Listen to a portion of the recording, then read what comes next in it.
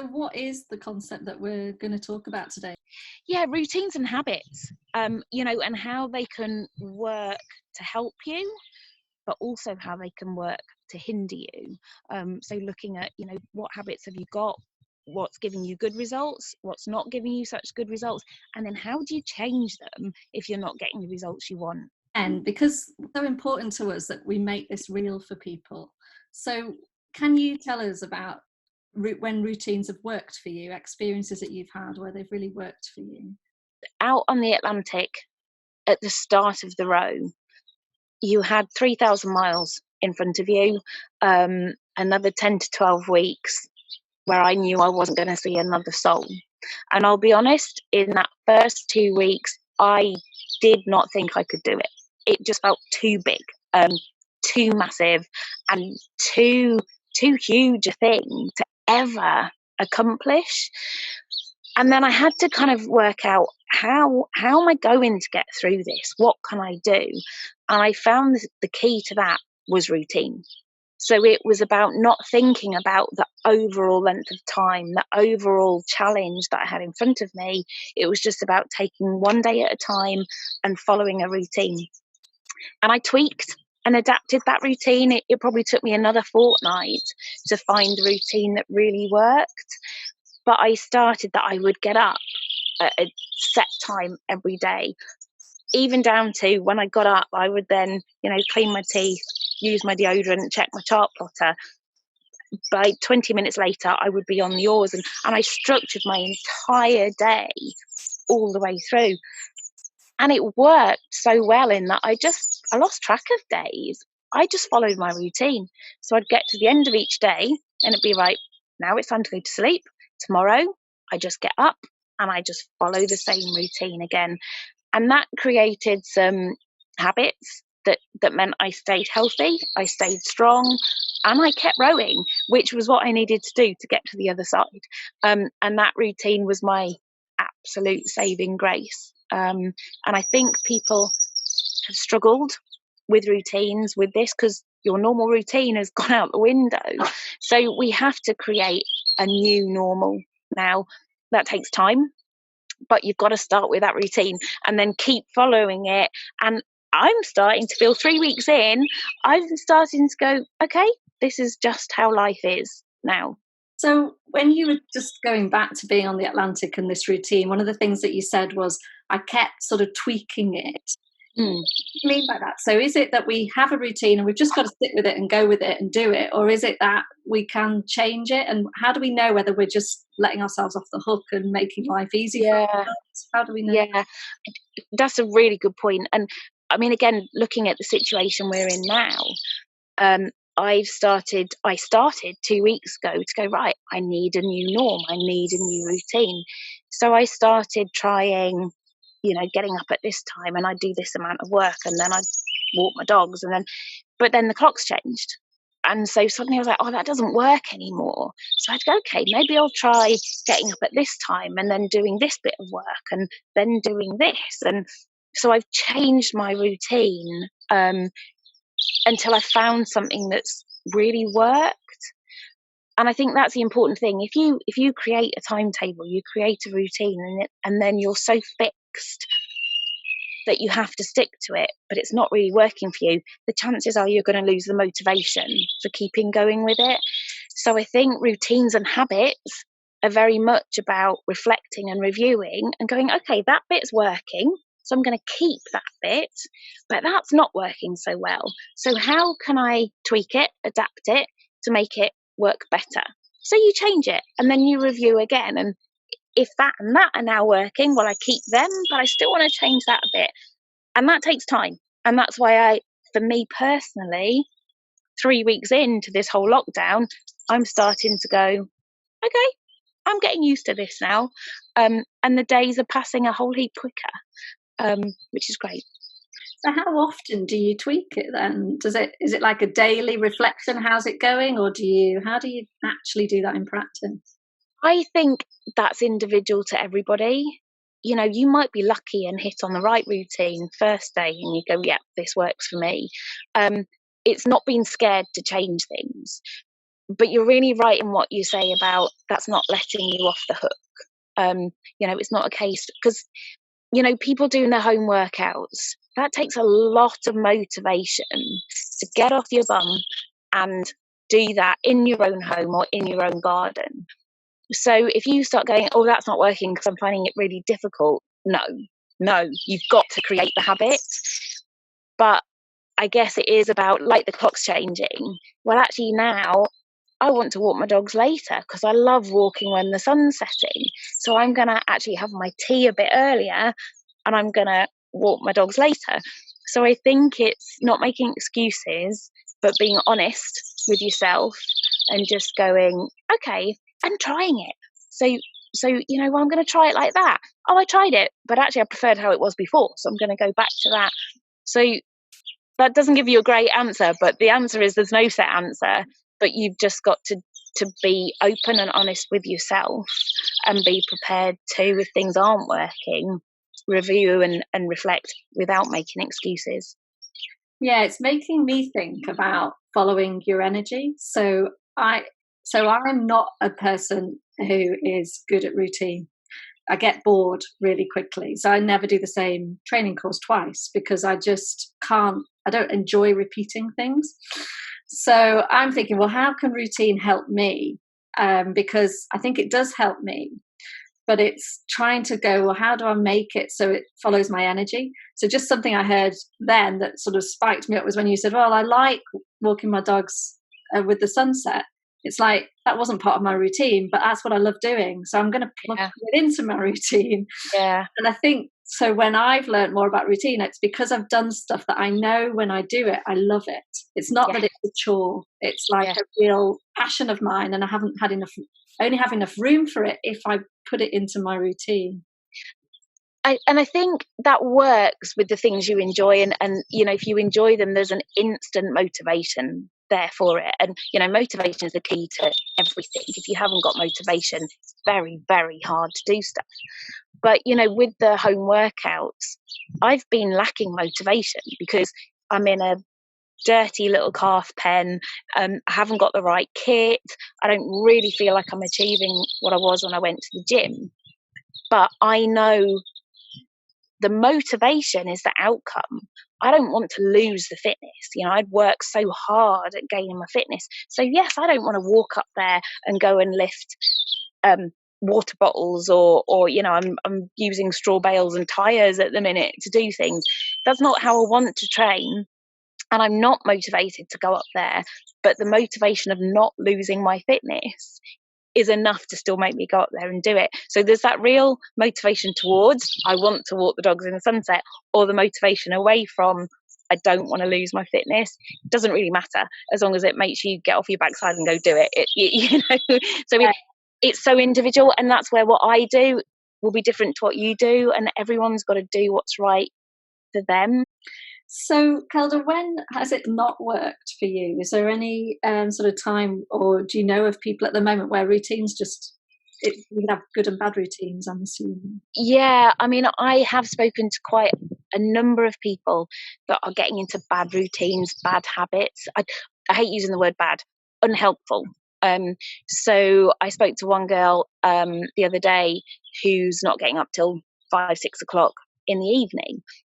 Then not getting out of her PJs and just tending to go for the packet of crisps because the whole motivation for life has gone, and she's now creating a habit of doing that, and that's really not getting her a great result. Understandable, because we're all in a really challenging situation right now.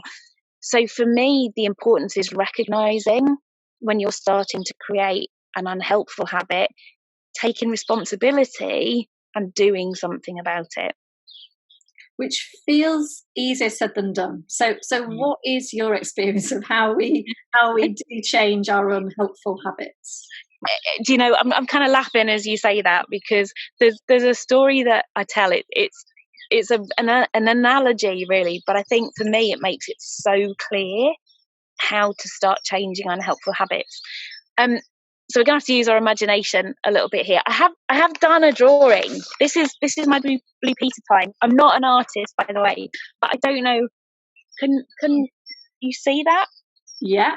Does it work? So if you just imagine, this is a field, this is a village, and this is a school with a main road in front of it. If anyone's not on video, so yeah, it's exactly that. If you just picture in your mind a big field full of long grass, and there's a village on one side of the field and a school on the other, and all the kids from the village, for as long as they can remember, have walked a long way across the field, so sort of almost away from the school, to get to a main road and then walk down the main road, which was obviously quite dangerous. And they've always done it because that's where the path is. And then there's a young man called Johnny who moves to the village, and he goes that same way for a few days. But then he asks the question, why are we walking the long way round and then walking down the main road just because that's the way the easy path is, and just because that's what we've always done? So one day Johnny decides to walk straight across the field, but it's hard work because it's full of long grass and he has to wade his way through. So it takes a lot of effort. But when he gets there, there's a zebra crossing right outside the school, so he goes straight across the road, straight into school. The next day when he comes to do it, it's a bit easier because he's already made a track through the grass, so it doesn't take as much work. After he's done it for a week, they're starting to form a real path through the grass, and it stops being such hard work. And so then the other kids start going, oh, well, actually, maybe we should go that way as well. So they all start going down the shorter path across the zebra crossing. And over time, that becomes the easier way to go, the clear way to go. And the less they walk on the old path, that starts to grow back over. So over time and with effort, when they're stood at the gate at the village trying to decide which way to go, now it becomes easier to go the more helpful way, the shorter way, the safer way. But it took that time and effort. And it's so the same with unhelpful habits. You know, it's kind of easy to do what you've always done. It's easy to just fall into the usual habits. But if they're not getting you the results you want, you have to start by creating a new path. And then with time and effort, it will become much easier and will become your new habit that's getting you a much more helpful result. Wonderful. I love that analogy because I can really picture suddenly this long grass becoming easier. And almost as a bonus, what you put in there was how when we do change our habits to better habits, we sort of lead and inspire for others. So others start to follow us and do the same thing. And that makes it easier as well, because we're not just on our own blazing this trail. We've got other people who are also doing it. And that's something else I think that's happening with the coronavirus. So, you know, again, talking to people where it's like, okay, are you doing your workouts? Well, yes, because I've now got my partner to join in with them. So we're creating that accountability with each other, but also it's easier to get into the habit because you've got someone else. If I went, oh, I'm not going to do it, then my partner probably wouldn't do it either. And then we're both falling in to the bad habits. So, you know, I think that's a great example of how we can lead each other, especially in the situation we're all in at the minute. Yeah, definitely. Anything else from your experiences, Kelda, around routine and habits that is useful for anybody to know or be more aware of? Do you know, there's one other thing that I think is really, really important, and this is a bit of tough love, but we all have responsibility. It's very easy to blame. So we can go, well, I can't do my exercise because of the coronavirus. I can't eat like I used to eat because of the coronavirus. No, we all have a choice. We have a choice whether we exercise. We might have to change how we exercise, but we do have a choice. we all have to take responsibility for the choices we're making. So if we go back to Johnny in the field, he stood at the gate. He had a choice. Do I go the easy way, but that's not getting me a great result? Or do I put the effort in and go the way that's harder, but will get me a better result? So as tough as it is, don't make excuses. Don't look to blame. Take responsibility and make the choices that will get you a good result. I love that, because it really does mean that it's not about what everyone else does or how everyone else is. I think other people have a massive impact, though, on our ability to make that choice. So sometimes it's easier for us if people are really supportive, and if people sort of go, yeah, try that path, it's a new one, as opposed to what are you doing? That's ridiculous. Mm-hmm. No one does that. And it's hard because that depends who you're surrounded by, especially in this situation where we can't always choose who we're surrounded by. But I think for me, it's massively about being aware. So if someone isn't helping you and supporting you, be aware of it.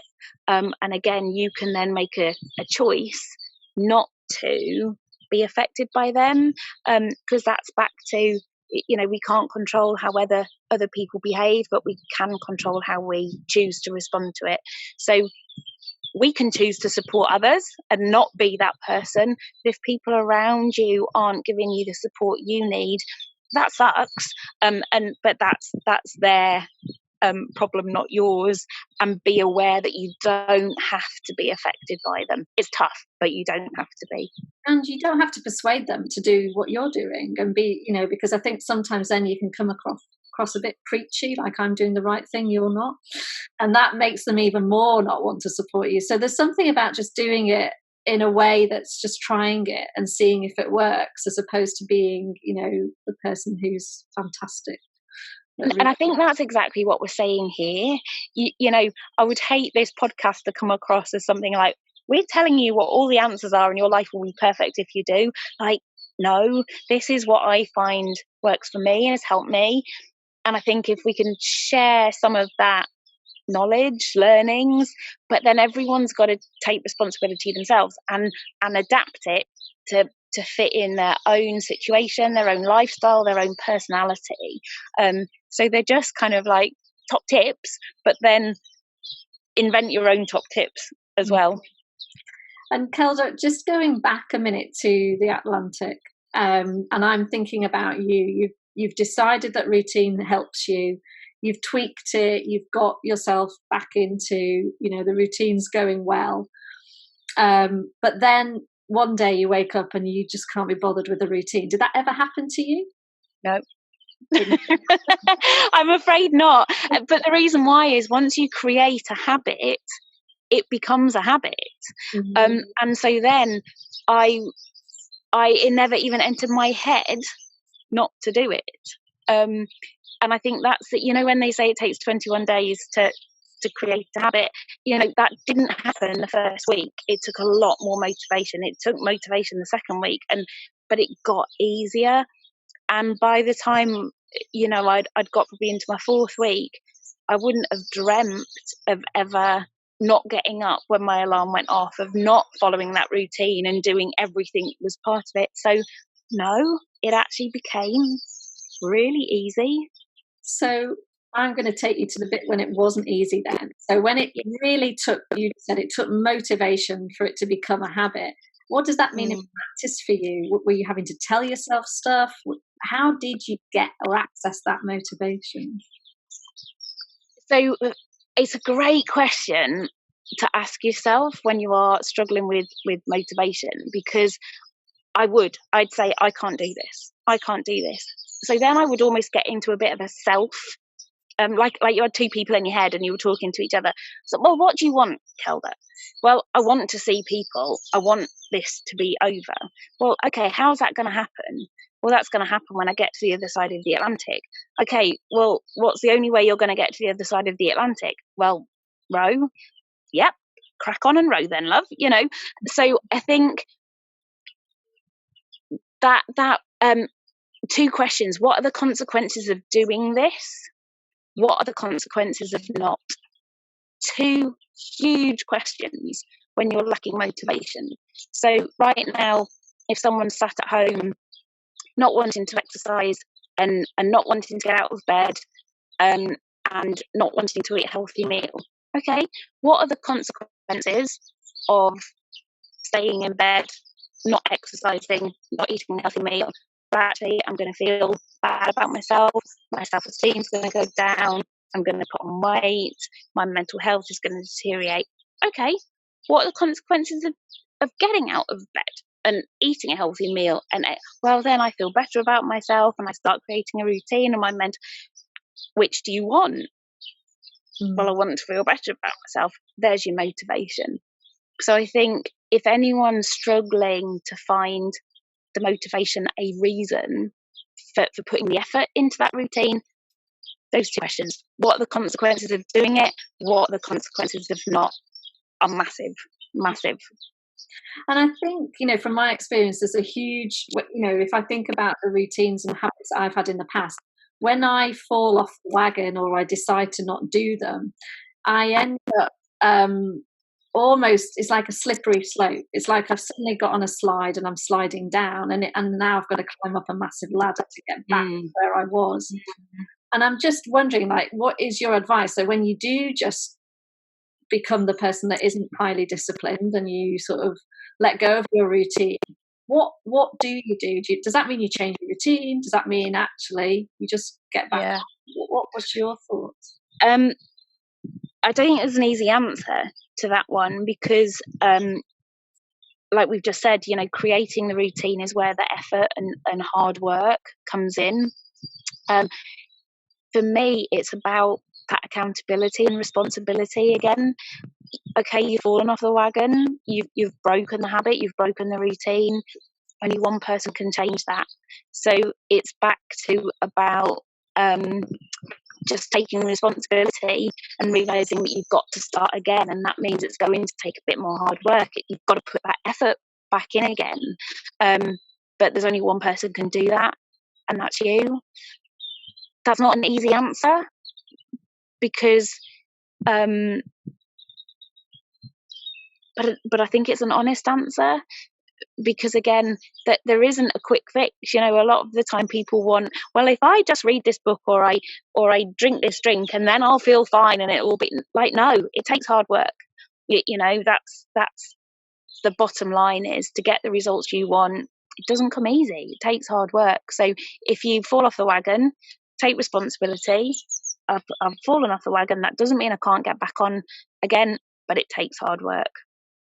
Can I add in one other thing as well, Rachel? Just, I think there is a really important thing to say: be kind to yourself too. In that, the other night I ate a whole box of Thornton's chocolates, right? Because I just went, do you know what? This has been really challenging this week, and I just need to treat myself. And I ate a whole box of Thornton's chocolates. Didn't even feel guilty about it, because I'd said, tonight I'm going to treat myself. Tomorrow I'll get back into my routine. So I think we all deserve to be kind to ourselves. We can have a day off. We can have a day when we do fall off the wagon. We've just got to accept that we've then got to get back on it tomorrow. I didn't then start eating a box of Thornton's chocolates every day. And I think, just hitting on what you said there about feeling guilty, in my world, there's no point feeling guilty. It doesn't help anybody and it doesn't change anything. So actually, it's just more learning. Okay, so obviously that I needed a break, or I'd push myself too hard, or my routine was just too much for me. And so, and someone said to me once, it's what you do from this point forwards that matters. So, okay, I ate a whole box of Thornton's chocolates last night. Can't do anything about it now because I've eaten them and they're gone, but it's what I do from this point forward. So that's like, okay, so I'm not going to eat another box of Thornton's chocolates today. And actually, I might just do an extra 10 minutes when I do my exercising, maybe for the next 3 days, to just make up for the box that probably didn't make up for the, but so I think, yeah, it's from this point forwards is another sort of key point, really. I love that. So that's a really good place for us to sort of bring this to a close. But in summary then, Kelda, what are the key points that you'd like to make sure people remember from today? I think to put it really sort of bullet pointy, create that routine that works for you in a way that works for you, but be prepared to review and adapt it. If you're falling into habits, routines that aren't working for you, recognize that it takes time and effort to change them, but you can make a new path. You've got to start somewhere, but massively that take responsibility. You've got to face facts, take responsibility for the choices you're making, and if you're not making the right choices right now, it's up to you to do something about it. And finally, be kind to yourself. That's of course. Always. Thank you so much. What a pleasure. I know it was a bit crackly on the line at times, but I think it was worth it just to see you outside and in the sun. in the sunshine. In the background. So thanks so much, Kelda. Learned so much from you again this afternoon. Thank you, Rachel.